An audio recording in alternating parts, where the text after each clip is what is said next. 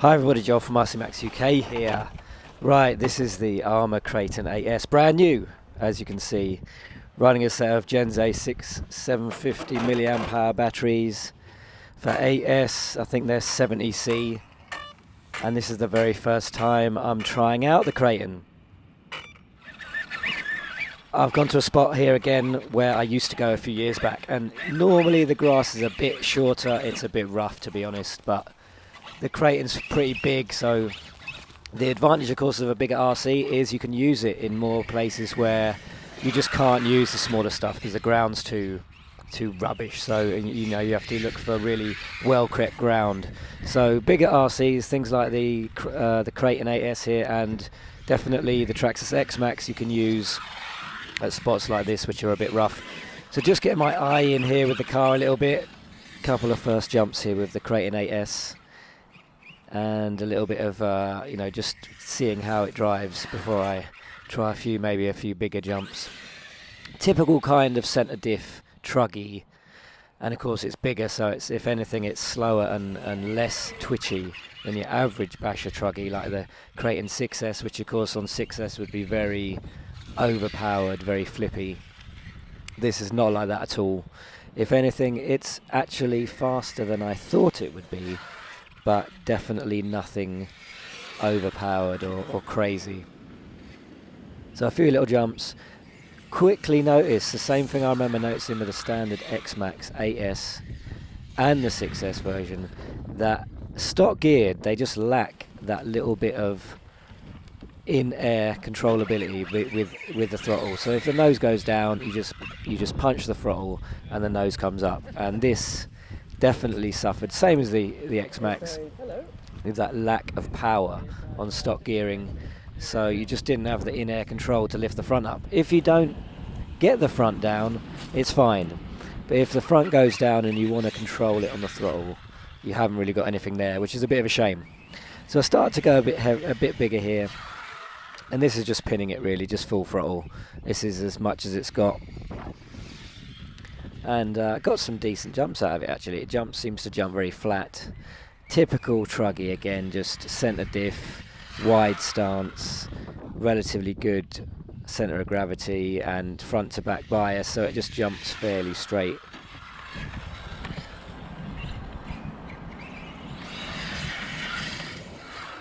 I think that was the first crash or heavier hit on one side, and it seems to take that all right, which you'd expect, to be honest. You wouldn't expect it to break straight away.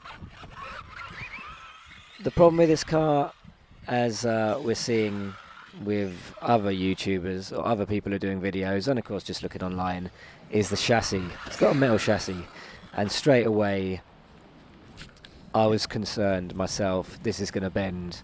And of course a few well-known people, Kevin Talbot and so on, have bent the chassis pretty much straight away.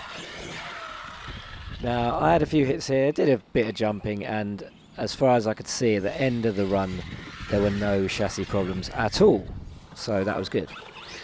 And again, just doing a few little speed runs here up and down this hill.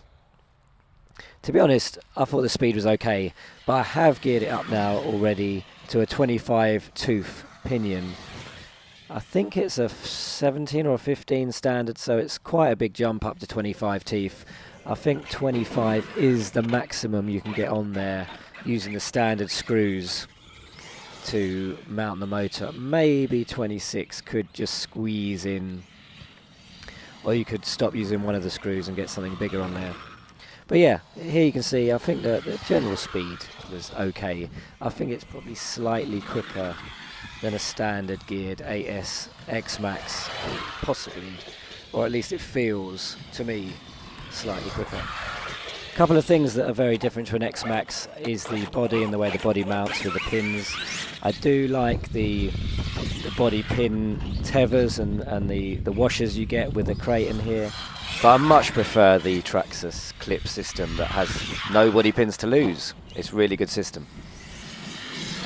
The other thing is the centre brace and the braces on this.